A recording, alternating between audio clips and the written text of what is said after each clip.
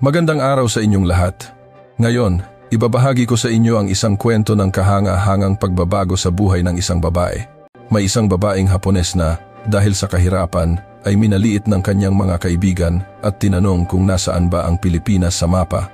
Ngunit pagkaraan ng 4 na taon, bumalik siya sa kanyang bayan hindi lang bilang isang matagumpay na propesyonal sa isang malaking kumpanya sa Pilipinas, kundi bilang isang taong may mas malawak na pananaw sa buhay. Ano kaya ang naging reaksyon ng mga kaibigang minaliit siya? Samahan ninyo akong pakinggan kung paano ang kanyang paglalakbay na nagsimula sa isang maliit na bayan sa Japan ay nagkaroon ng isang ganap na bagong katapusan sa Maynila. Ang buhay ay puno ng mga di inaasahang pagbabago. Sana ang kwentong ito ay makapagbigay sa inyo ng kaunting tapang at pag-asa. Simulan na natin. Ako si Yuki, ipinanganak at lumaki sa isang maliit na bayan sa hilagang rehiyon ng Hokkaido, Japan. Maganda ang aming lugar. Natatanaw ang mga kabundukan, ngunit hindi ito mayaman sa ekonomiya, lalo na ang aming pamilya. Namatay ang aking ama dahil sa kanser sa baga noong ako'y 10 taong gulang, at itinaguyod kami ng aking ina at nakababatang kapatid sa pamamagitan ng pagtatrabaho sa isang maliit na pabrika. Yuki, medyo malaki ang gastos natin ngayon. Sa susunod na buwan na lang kita ibibili ng bagong sapatos, ha? Halos buwan-buwan kong naririnig ang mga salitang iyon mula kay ina. Sa tuwing ipinagmamayabang ng mga kaibigan ko sa paaralan ang kanilang mga bagong damit o pinakabagong cellphone, nakaupo lang ako sa isang sulok, dala ang aking mga lumang damit at gamit na bag. Ang mga matatalik kong kaibigan na sina Akira, Haruka at Mika ay lahat galing sa mga pamilyang may kaya at sagana sa material na bagay. Yuki, ang luma naman ng bag mo, kailan mo papalitan yan? Madalas na tanong ni Akira. Sa tuwing sasabihin niya iyon, ngingiti lang ako. Pero sa loob ko'y kumikirot ang puso ko. Hindi ko maipaliwanag sa kanila ang kalagayan ng aming pamilya. Noong high school, habang ang mga kaibigan ko ay nagpa-party tuwing weekend o tumatambay sa mga shopping mall, ako ay nasa library, nagbabasa ng mga libro o tumutulong sa trabaho ni ina sa bahay. Ang pag-aaral ang tanging paraan para makatakas ako sa realidad at ang tanging pag-asa para mabago ang aking kinabukasan. Ano bang mapapala mo sa sobrang pag-aaral? Sa huli, ang pinakamahalaga para sa isang babae ay makapag-asawa at mag-alaga ng mga anak, madalas sabihin ni Haruka. Sasang-ayon naman si Mika. Oo nga, lalo na sa isang maliit na bayan tulad natin, mas mahalaga na makahanap ng mabuting asawa kaysa sa mataas na pinag-aralan. Ngunit iba ako. Bago mamatay ang aking ama, lagi niyang sinasabi, Yuki, anak, makikita mo ang isang mundong mas malaki pa kaysa sa bayang ito. Ang mga salitang iyon ay nakatatak sa kaibuturan ng aking puso. Nang pumasok ako sa kolehiyo, hindi gaanong nagbago ang sitwasyon. Habang nag-aaral ako ng business administration sa isang lokal na universidad, kailangan kong magtrabaho bilang part-timer, kaya wala akong oras o pera para sumama sa mga lakad o party ng mga kaibigan ko. Kahit ganoon, paminsan-minsan ay inaaya pa rin ako nina Akira, Haruka at Mika na lumabas. Sa tuwing magkikita kami, pinag-uusapan nila ang kanilang mga plano para sa bakasyon o mga bagong biniling branded na gamit at palihim akong ikinukumpara sa kanila. Alam mo Yuki, hanga talaga ako sa'yo. Nakukuha mo pang ngumiti sa kabila ng hirap ng buhay mo, sabi ni Mika. Sa unang dinig, parang papuri, pero sa totoo lang, may halong awa at pagmamataas iyon. Ngumingiti na lang ako, pero sa puso ko, nangangako akong balang araw magbabago rin ang buhay ko. Isang araw, noong 3 taon ko sa kolehiyo, dumating ang isang pagkakataon na babago sa buhay ko. Isang anunsyo sa bulletin board ng universidad ang nakakuha ng aking pansin. Scholarship Program for Graduate Studies in the Philippines. Ang Pilipinas ay isang napakalayong bansa para sa akin, ngunit sa sandaling iyon, naramdaman ko ang kakaibang kaba at pananabik. Pilipinas? Saan naman yon? Tanong ni Haruka. Sa unang pagkakataon, sumagot ako ng may kumpiyansa. Isang bansa sa Southeast Asia. Nandoon ang mga magagandang beach tulad ng Palawan at Boracay. Sumabat si Akira. Yung mahirap na bansa na yon? Ano namang matututunan mo doon? Masakit ang kanilang mga salita, pero kasabay nito, binigyan ako nito ng determinasyon. Nang gabing iyon, nagsaliksik ako ng husto tungkol sa Pilipinas. At hindi ko pa alam noon na ang desisyong iyon ang ganap na magpapabago sa aking buhay. Sa library ng universidad, naghanap ako ng mga libro tungkol sa Pilipinas. Nagsimula ito sa simpleng kuryosidad, ngunit habang nagbabasa ako, lalong lumalalim ang interes ko sa bansa. Ang mayamang kultura nito, ang init ng pagtanggap ng mga tao, at ang kanilang pagmamahal sa edukasyon ay humanga sa akin. Ang kwento ng Pilipinas bilang isang bansang may masiglang diwa sa kabila ng mga hamon ay nagbigay sa akin ng malaking pag-asa. Ina, may pagkakataon po akong makapag-aral sa Pilipinas. Maingat kong sinabi sa aking ina. Sandali siyang natahimik at pagkatapos ay bumuntong hininga. Napakalayo niyan, Yuki. Paano ka mabubuhay mag-isa sa ganoong kalayong lugar? Natural lang ang pag-aalala ni ina. Mula Japan hanggang Pilipinas ay napakalayo at magkaiba ang kultura at wika. Ngunit buo na ang desisyon ko. Ina, napakagandang pagkakataon po nito. Full scholarship po ito, kaya hindi natin po problemahin ang pera. At mas dadami ang pagkakataon kong makahanap ng magandang trabaho pagkatapos. Hindi agad pumayag si ina, ngunit nang makita niya ang aking determinasyon, sa huli ay pinayagan niya ako, kung iyan ang gusto mo, Yuki.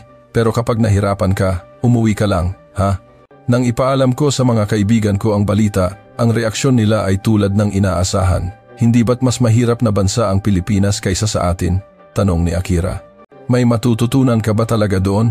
At narinig ko, napakahirap daw ng wika nila, dagdag ni Mika. Iba naman ang reaksyon ni Haruka, ang tapang mo naman. Pero paano kung hindi ka maka-adjust doon? Baka mas mahirapan kang makahanap ng trabaho pagbalik mo dito sa Japan. May tunay na pag-aalala sa kanyang mga salita, pero kasama rin doon ang pag-aakalang mabibigo ako. Sa kabila ng lahat, sinimulan ko ang paghahanda. Gumawa ako ng application para sa scholarship at humingi ng recommendation letter mula sa aking mga professor, lalo na si Professor Tanaka ng Business Department na buong pusong sumuporta sa akin. Yuki, sa iyong determinasyon at talento, magtatagumpay ka kahit saan. Ang Pilipinas ay isang magandang lugar para pag-aralan ang umuusbong na merkado sa Asya. Hindi naging madali ang proseso. Habang pinag-aaralan ko ang mga batayan ng wikang Filipino ng mag-isa, kailangan ko ring maghanda para sa aking final exams at asikasuhin ang mga praktikal na bagay tulad ng visa application at flight booking. Ngunit ang pananabik para sa hinaharap ang nagbigay sa akin ng lakas para malampasan ang lahat. Sa wakas, inanunsyo ang resulta ng scholarship. Nanginginig kong binuksan ang email at doon nakasulat, "Congratulations. You have been selected as a scholar for the University of the Philippines, Graduate School of Business." Hindi ko maipaliwanag sa salita ang ligayang naramdaman ko sa sandaling iyon. Nang ibalita ko ito sa mga kaibigan ko sa isang kafe, malamig ang kanilang naging tugon. "Wow, ang galing," sabi ni Akira, pero hindi ko makita ang sinseridad sa kanyang mga mata. Si Haruka naman ay nagsabi, "Tingnan natin kung gaano katatagal doon." Gabi bago ang aking pag-alis, pumasok si ina sa aking kwarto at niyakap ako ng mahigpit. "Yuki, kung nabubuhay lang ang ama mo, siguradong ipagmamalaki ka niya. May luha sa kanyang mga mata.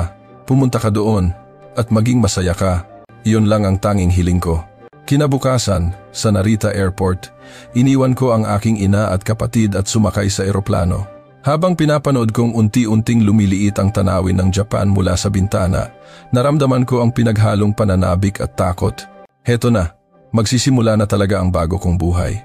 Pagkatapos ng halos 5 oras na biyahe, pagdating ko sa Ninoy Aquino International Airport, parang hindi pa rin ako makapaniwala. Ang ingay, ang init, at ang dami ng tao ay sumalubong sa akin. Ito ba ang bansang sinasabi ni Akira na mahirap? Nagsimula na ang bago kong buhay sa Pilipinas. At ito'y magiging isang paglalakbay na mas mahirap, ngunit mas makabuluhan, kaysa sa aking inaasahan.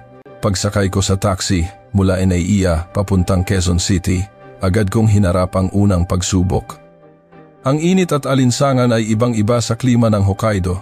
Ang trapiko ay tila hindi gumagalaw, at ang ingay ng mga busina ay nakabibingi. Ang tanawin sa labas ng bintana ay magulo, ngunit puno ng buhay, isang malaking kaibahan sa tahimik naming bayan. Gabi na nang makarating ako sa dormitoryo ng UP Diliman. Maliit ang kwarto, pero malinis at kumpleto sa gamit. Kasabay nito, naramdaman ko ang bigat sa aking dibdib sa isiping ito ang magiging tahanan ko sa susunod na 2 taon. "Welcome, Miss Yuki." Bati ng isang staff sa opisina ng graduate school kinabukasan na may malaking ngiti. Sa unang orientation, nakilala ko ang ibang mga international students. May mga galing sa Amerika, Korea, Indonesia, ngunit ako lang ang nag-iisang galing sa Japan. "Taga-Japan ka? Wow, mahilig ako sa anime," sabi ng isang Pilipinong estudyante. Ang tanong na ito ay paulit-ulit kong maririnig. Noong una, masaya akong nagpapaliwanag, ngunit habang tumatagal, nagsimula akong mapagod sa mga stereotype. Para sa kanila, ang Japan ay anime, J-pop, at teknolohiya lang. Nang magsimula ang mga klase, ang wika ay naging isang mas malaking hadlang. Kahit na sa Ingles ang pagtuturo, kapag nag-uusap ang mga Pilipinong mag-aaral sa Filipino o Taglish, pakiramdam ko ay lubusan akong naiiwan. Nahirapan akong intindihin ang mga technical terms, at sa tuwing kailangan kong magulat, nanginginig ang aking mga kamay sa kaba. Ms. Tanaka, what are your thoughts on this? Tanong ng propesor. Sa sandaling iyon, parang nagblanko ang isip ko. Mahirap nang buuin ang aking mga ideya sa Ingles, lalo na't nakatutok sa akin ang tingin ng lahat. Maraming gabi akong umiyak mag-isa sa aking kwarto. Bakit ko ba pinili to? Magtatagumpay ba talaga ako dito? Bumabagabag sa akin ang pagdududa at pangungulila. Sa mga gabing ganoon, tinitingnan ko ang social media ng mga kaibigan ko sa Japan. Patuloy pa rin sila sa pagpaparty at paglalakbay, mukhang masaya at tila hindi maiintindihan ang pinagdadaanan ko. Minsan, nagpost ako ng tapat sa aking social media. Hindi pala ganoon kadali ang buhay dito sa Pilipinas. Agad na nag-comment si Akira. Sabi ko na nga ba, hindi ka magtatagal diyan. Kailan ka uuwi? Nang mabasa ko ang comment na iyon, biglang bumuhos ang aking luha. Pero kasabay nito, nagngalit ang aking mga ngipin. Hindi ako susuko. Patutunayan ko sa kanila na hindi sila tama. Ang pagkain ay isa ring malaking pagsubok. Nahirapan akong masanay sa maasim at maalat na lasa ng pagkaing Pilipino. Ang pag-order lang sa canteen ay nakaka-stress na. Minsan, aksidente akong naka-order ng napakaanghang na Bicol Express at napaluha ako sa unang subo. Nakita kong nagpipigil ng tawa ang mga estudyanteng Pilipino sa kabilang mesa at lalo akong nakaramdam ng hiya. Ang pag-aaral ng Filipino ay isa pang malaking bundok na kailangan kong akyatin. Kahit gabi-gabi akong nag-aaral ng 2 oras, ang kaya ko lang sabihin sa aktwal na pag-uusap ay, "Salamat po at magandang umaga." Isang araw, sa isang grocery, tinanong ako ng cashier ng isang bagay sa mabilis na Filipino. Nang natulala ako, inis siyang nagtanong sa Ingles, "Do you have a loyalty card?" Ang kahihiyan sa sandaling iyon ay hindi ko maipaliwanag. Sa gitna ng lahat ng ito, ang pinakamahirap ay ang kalungkutan. Hindi madaling makipagkaibigan at dahil sa pagkakaiba ng kultura, mahirap magkaroon ng malalim na usapan. Gabi-gabi akong nakikipag-video call kay ina para maibsan ang lungkot, ngunit hindi nito napupunan ang pagnanais kong magkaroon ng isang taong makakausap ng harapan. Lumipas ang 1 buwan, 2 buwan, pero hindi gaanong bumubuti ang sitwasyon. Pakiramdam ko ay laging huli ako sa klase at hindi rin gaanong umuunlad ang aking kaalaman sa Filipino. Mali ba talaga ang naging desisyon ko? Paulit-ulit na tanong sa isip ko. Isang araw, habang nag-aaral ako sa library, naghahanap ako ng materyales para sa isang proyekto sa business, ngunit hindi ko mahanap ang librong kailangan ko. Habang paikot-ikot ako, isang lalaking nasa katanghaliang gulang ang lumapit sa akin. "Can I help you with something?" Tanong niya sa malumanay na Ingles. Tumingala ako at tiningnan siya. Maayos ang kanyang pananamit at may mabait na ngiti. "Opo, hinahanap ko po ang librong Global Marketing Strategies," sagot ko. That book should be in the special collections section over there. Shall we go together?" Alok niya. Nagpasalamat ako at sumunod sa kanya. Matapos mahanap ang libro, nagpakilala siya. "I am Jose Reyes, a professor at the College of Business Administration." Nagpakilala rin ako. Ako po si Yuki Tanaka, isang master's student mula sa Japan. Japan? That's interesting. I attended a conference in Tokyo a few years back, a beautiful city. Sa mga salita ni Professor Reyes, hindi ko na itago ang aking pagkagulat at tuwa. Ito ang unang pagkakataon na may nakausap akong Pilipino na may alam tungkol sa aking bayan. Mula noong araw na iyon, si Professor Reyes ay naging malaking tulong sa akin.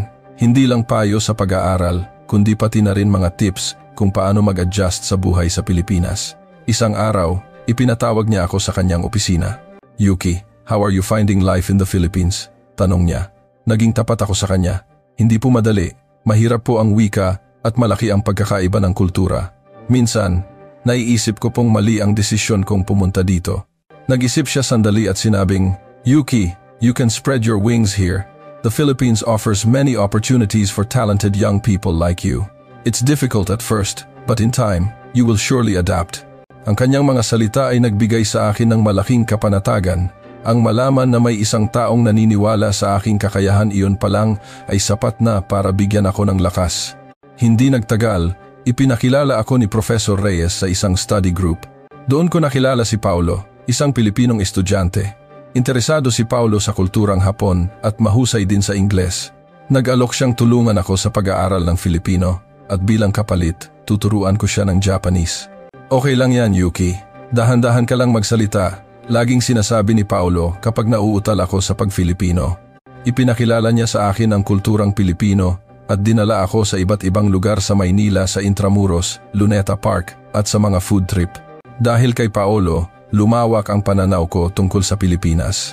Maaaring medyo mailap ang mga Pilipino sa simula, pero kapag naging kaibigan mo na sila, napakabait at maaasahan nila, sabi ni Paulo. Dahil sa kanya, nagsimula akong makihalubilo sa iba pang mga Pilipinong estudyante. Naging kaibigan ko sina Miguel at Ana. Malaki ang naitulong nila sa pag-adjust ko. Sabay kaming kumakain ng pagkaing Pilipino at nanonood ng mga teleserye para matuto ng Filipino. Yuki, dito sa Pilipinas, napakahalaga ng connections. Kami na ang magiging una mong barkada dito, sabi ni Ana habang nagtatawanan. Sa mga salitang iyon, sa unang pagkakataon, naramdaman kong kabilang ako. Dahil sa tulong ni Professor Reyes at ng aking mga bagong kaibigan, unti-unti akong naka-adjust. Nagsimula na akong maging aktibo sa klase at humusay sa Filipino. Ang tuwa, noong una kong nabasa, ang isang Filipino signboard ay hindi maipaliwanag. Maliit na pag-unlad, pero nagbigay ito sa akin ng malaking kumpiyansa. Nasanay na rin ako sa pagkaing Pilipino. Ang sinigang, na dati ayaw na ayaw ko dahil sa asim, ay naging isa na sa mga paborito kong ulam. Nakita ko rin na ang mga panahon sa Pilipinas ay may sariling ganda, ang tag-araw na perpekto para sa beach at ang tag-ulan na nagpapalamig sa paligid. Yuki, hindi ko inakalang ganito kakabilis makaka-adjust, sabi ni Professor Reyes. Maraming foreign students ang hindi kinakaya at umuuwi. Pero ikaw, napakagaling mo. Nang marinig ko iyon, napaisip ako sa aking pagbabago. Ilang buwan lang ang nakalipas, gabi-gabi akong umiiyak at nangungulila, pero ngayon, nagsisimula ko nang i-enjoy ang buhay ko dito. At doon, isang ideya ang pumasok sa isip ko. Paano kung gumawa ako ng YouTube channel para idokumento ang aking buhay estudyante? Naisip ko na ang aking paglalakbay mula Japan hanggang Pilipinas ay maaaring maging inspirasyon sa iba. At sa totoo lang, gusto ko ring ipakita sa mga kaibigan ko sa Japan na nagiging maayos ang buhay ko. Mula Hokkaido hanggang Maynila, iyan ang ipinangalan ko sa channel. Simple lang ang unang video ko, pero buong puso kong ibinahagi ang aking buhay sa Pilipinas. Noong una, kaunti lang ang nanonood, pero paglipas ng ilang linggo, unti-unting dumami ang aking mga subscriber. Hello po, ako si Yuki, mula sa Japan. Ngayon pag-uusapan natin ang buhay kolehiyo sa Pilipinas. Ganyan nagsimula ang mga video ko, na unti-unting nakakuha ng atensyon. Ang aking karanasan bilang isang taga-Silangang Asya, na nag-aaral sa Timog Silangang Asya, ay nagbigay ng isang kakaibang perspektibo na naging bago para sa mga manonood. Nakakagulat na naging popular din ang channel ko sa mga Pilipino. Ang ganda ng pananaw mo sa Pilipinas bilang isang dayuhan. Dahil sa iyo, Yuki, mas nakilala ko ang sarili kong bansa. Iyan ang ilan sa mga comment na nagsimulang dumating. Ang pag-YouTube ay nagbigay sa akin ng dagdag na kumpiyansa. Nasanay akong magsalita sa harap ng kamera at humusay sa pag-edit ng video. Higit sa lahat, ang katotohanang ang aking kwento ay nakaka-impluwensya sa iba ay nagbigay sa akin ng malaking kasiyahan. Yuki, napanood ko ang video mo. Ang galing! Isang araw, pagkatapos ng klase, isang Pilipinong estudyante na hindi ko pa nakakausap ang lumapit sa akin. Ganoon din, ang YouTube ay nagbukas ng mga bagong koneksyon para sa akin sa universidad. Nalaman din ni Professor Reyes ang tungkol sa aking channel at iminungkahi na ibahagi ko ang aking karanasan sa isang international exchange event ng universidad. Ang kwento mo, Yuki, ay magiging malaking inspirasyon sa ibang mga foreign students. Noong una, kinabahan ako, ngunit naglakas loob akong tanggapin ang alok at ang desisyong iyon ay magdadala ng isa pang pagbabago sa aking buhay. Araw ng international exchange event, nanginginig ang aking mga kamay sa kaba. Ang magsalita sa harap ng mahigit 100 tao ay nakakatakot, ngunit dahil sa suporta ni na Professor Reyes, Paolo, at ng iba ko pang mga kaibigan, nagkaroon ako ng lakas ng loob. Magandang hapon po, ako si Yuki Tanaka mula sa Japan. Nanginginig ang boses ko sa simula. Ngunit habang nagpapatuloy ako sa pagkukwento, unti-unti akong nagkaroon ng kumpiyansa. Ibinahagi ko ng tapat ang lahat ang mahirap na buhay sa Japan, ang desisyong pumunta sa Pilipinas, ang mga pagsubok sa simula at ang mga pagbabagong pinagdaanan ko. Pagkatapos ng aking talumpati, nakatanggap ako ng malakas at di inaasahang palakpakan. Maraming estudyante ang nagtaas ng kamay para magtanong at pagkatapos ng event, marami ang lumapit para sabihing gusto pa nila akong makausap, lalo na ang ibang mga foreign students na lubos na nakarelate sa aking karanasan. Ang kwento mo ay nagbigay sa akin ng lakas. Nahihirapan din kasi akong mag-adjust, sabi ng isang estudyante mula sa Indonesia. Ang katotohanan ang aking kwento ay nakakatulong sa iba ay nagbigay sa akin ng sobrang tuwa. Pagkatapos ng event na iyon, kinontak ako ng pahayagan ng universidad para sa isang interview. Pagtawid sa mga hangganan ng kultura, ang kwento ng pag-angkop ng isang Hapones na iskolar sa Pilipinas. Iyan ang naging headline ng artikulo at naging usap-usapan ito sa campus. Bigla, maraming tao na ang nakakakilala at bumabati sa akin. Ang atensyong ito ay nagkaroon din ng epekto sa aking YouTube channel. Biglang dumami ang aking subscribers at daan-daang comments ang natatanggap ko sa bawat video. Hindi lang mga Pilipino, kundi mga Hapon at iba't ibang lahi ang nanonood na sa aking channel. Dahil sa YouTube, dumating ang mga di inaasahang pagkakataon. Isang sikat na lokal na kumpanya ng kosmetiko ang nag-alok sa akin na maging isa sa kanilang mga modelo. Nag-alinlangan ako noong una, ngunit tinanggap ko ito para sa bagong karanasan. Ang iyong masayahing enerhiya at international appeal ay akmang-akma sa aming brand, sabi ng marketing manager. At ganoon, ako ay naging mukha ng kampanyang Gandang Pinay, Global pa. Ang karanasan sa photoshoot ay kakaiba. Ang ma-make-upan ng profesional, magsuot ng magagandang damit, at mag-post sa harap ng kamera ay isang bagong mundo para sa akin. At ang karanasang ito ay lalo pang nagpataas ng aking kumpiyansa. Nang ilabas ang commercial, naging isa akong munting celebrity.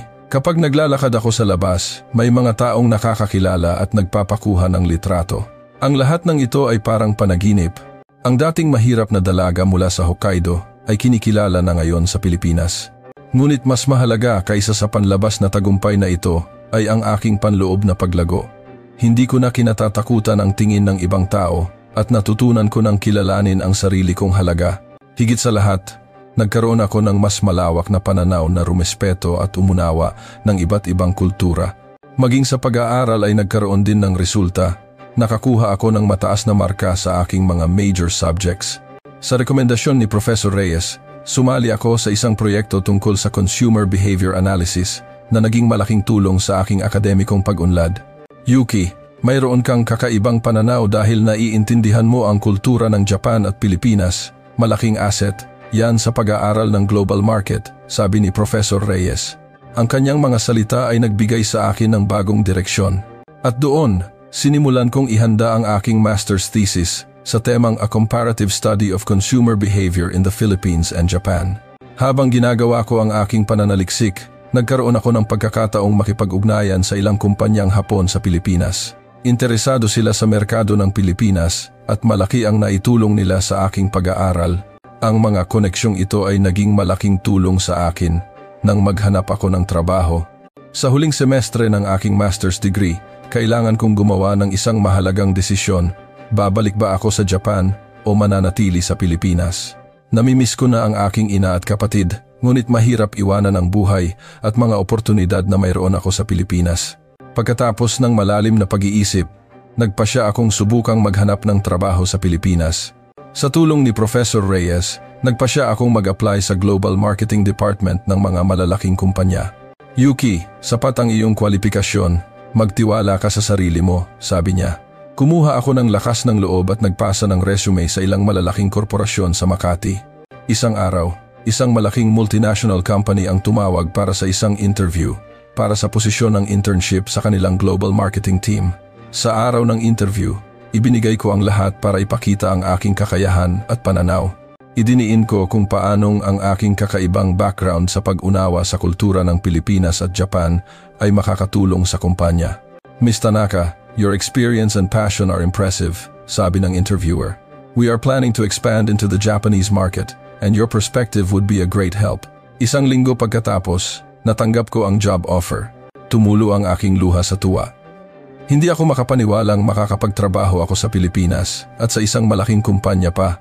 Kasabay nito, natapos ko na rin ang aking thesis na nakatanggap ng mataas na papuri mula sa mga propesor. Sa araw ng aking pagtatapos, ginawaran ako ng Best Thesis Award. Habang paakyat ako sa entablado para tanggapin ang parangal, nag-flashback sa isip ko ang lahat ng pinagdaanan ko sa loob ng 2 taon. Pagkatapos ng graduation, nagsimula na ako sa aking trabaho. Nagsimula bilang intern, ngunit pagkatapos ng 3 buwan, naging regular na empleyado ako.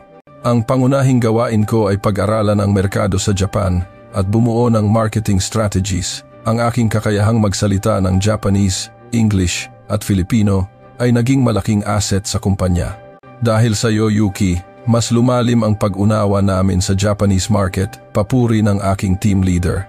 Ikaw na ang mamumuno sa Japan project natin. Habang ang lahat ay tila maayos, may isang bagay na bumabagabag sa akin, ang aking visa. Mula student visa, napalitan ito ng work visa, ngunit para sa pangmatagalang paninirahan, kailangan ko ng mas matatag na status. Pagkatapos ng malalim na pag-iisip, nagpasya akong mag-apply para sa permanent residency. Ito ay hindi lang para ayusin ang aking pananatili, kundi isang seryosong desisyon tungkol sa aking pagkakakilanlan at hinaharap.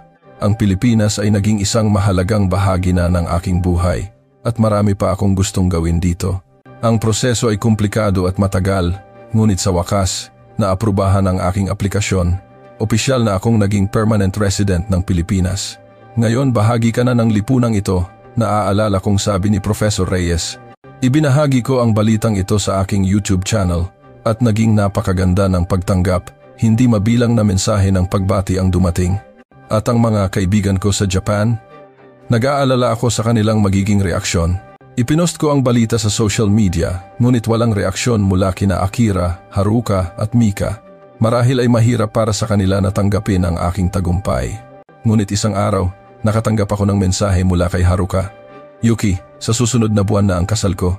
Makakapunta ka ba? Matagal ko nang hindi sila nakakausap. Nag-isip ako sandali at nagpasyang umuwi. Ito ay isang pagkakataon para bisitahin ang Hokkaido pagkatapos ng 4 na taon at para makita ang aking ina at kapatid. Habang naghahanda para sa aking pag-uwi, napuno ako ng kakaibang damdamin, pananabik, kaba at kaunting takot. Ano kaya ang magiging reaksyon ng mga kaibigan ko sa bayan kapag nakita nila ako? Mula Naya, habang nasa eroplano pabalik ng Japan, tinitingnan ko ang labas ng bintana at inaalala ang nakaraang 4 na taon. Lahat ay parang panaginip. Paglapag ng eroplano sa Hokkaido, kumabog ang dibdib ko. Sa gate, naghihintay ang aking ina at kapatid. Nang makita ko sila, bumuhos ang luha ko. Yuki, namiss ka talaga namin, sabi ni ina habang yakap-yakap ako. Ate, ang laki ng pinagbago mo. Mukha kang mas may kumpiyansa, sabi ng kapatid ko. Pagdating sa maliit naming bahay, naramdaman ko ang kakaibang pakiramdam. Dito ako lumaki at maraming luhang pumatak dahil sa kahirapan. Ngunit ngayon, hindi na ako nasasaktan ng mga alaalang iyon. Sa halip, nagsilbi itong paalala kung gaano nakalayo ang aking narating. Araw ng kasal ni Haruka, maraming mata ang nakatingin sa akin. Ayan si Yuki, yung nagtagumpay daw sa Pilipinas. Naging YouTube star na raw, nagtatrabaho sa malaking kumpanya. Unang lumapit si Mika. Yuki, ang tagal nating hindi nagkita. Pilit ang kanyang ngiti habang niyayakap ako. Iba sa dati niyang kumpiyansa, may bakas ng pagod sa kanyang mga mata. Sumunod si Akira. Wow, Yuki, iba ka na talaga. Mukhang hiyang sayo ang buhay sa Pilipinas. May bahid ng inggit sa kanyang boses. Nakakatuwang isipin na ang mga taong dating minaliit ako ay naiinggit na ngayon sa akin. Nang mag-umpisa ang seremonya, pumasok ang bride na si Haruka. Napakaganda niya sa kanyang wedding dress, ngunit sa malapitan, may bakas ng pagkabalisa sa kanyang mukha. Matapos ang seremonya, habang may hawak na wine sa terrace, lumapit si Mika. Yuki, aaminin ko, inggit kami sayo, bigla niyang sinabi. Noong sinabi mong pupunta ka sa Pilipinas, akala namin babalik ka rin agad. Pero nagtagumpay ka talaga doon. Hindi naman tagumpay, Mika. Mas tamang sabihing natagpuan ko ang gusto kong gawin, sagot ko. Sa Pilipinas, natutunan kong hindi ko kailangang limitahan ang aking mga pangarap. May luhang namuo sa mata ni Mika. Ako, heto paulit-ulit lang ang ginagawa araw-araw. Nag-asawa, nagkaanak, at sumusunod sa gusto ng biyenan ko. Noong umalis ka, doon ko lang naintindihan kung gaano kakitid ang pananaw ko. Dumating din si Akira sa terrace. Yuki, sorry, sabi niya. Noong minaliit ka namin dahil mahirap ka, dahil puro aral ka lang. Napakatanga namin noon. Tiningnan ko silang dalawa. Ang kanilang tapat na paghingi ng tawad ay nagpainit sa puso ko. Okay lang, bata pa tayo noon. Dumating din si Haruka. Kahit siya ang ikinakasal, hindi masaya ang kanyang mukha. Congrats, Haruka, bati ko, salamat. Pero sa totoo lang, hindi ko alam kung ito ba talaga ang gusto ko. Nagmadali ako dahil sa gusto ng mga magulang ko at sa sasabihin ng ibang tao. Inggit ako sa iyo, Yuki. Pagpapatuloy niya. Pinili mo ang sarili mong landas. Sa kabila ng pagtutol ng lahat, sinunod mo ang gusto mo, ang tapang mo. Habang pinakikinggan ko ang tatlo kong kaibigan, napuno ako ng malalim na emosyon. Ang mga kaibigang dating minaliit ako ay inggit na ngayon sa aking buhay. Pero higit sa tuwa, naramdaman ko ang kakaibang awa. Hindi rin naging madali ang buhay ko sa Pilipinas noong una. Tapat kong sinabi, wika, kultura, kalungkutan, hindi mabilang na beses kong gustong sumuko. Pero sa prosesong iyon, mas nakilala ko ang sarili ko at naintindihan kung ano talaga ang mahalaga sa akin. Nang gabing iyon, matapos ang mahabang panahon, nagkaroon kami ng tapat na usapan. Ang mga dating hidwaan ay nawala at muli kaming naging tunay na magkakaibigan. Kinabukasan, dinalaw namin ni Ina ang puntod ni Ama. Itay, maayos na po ako.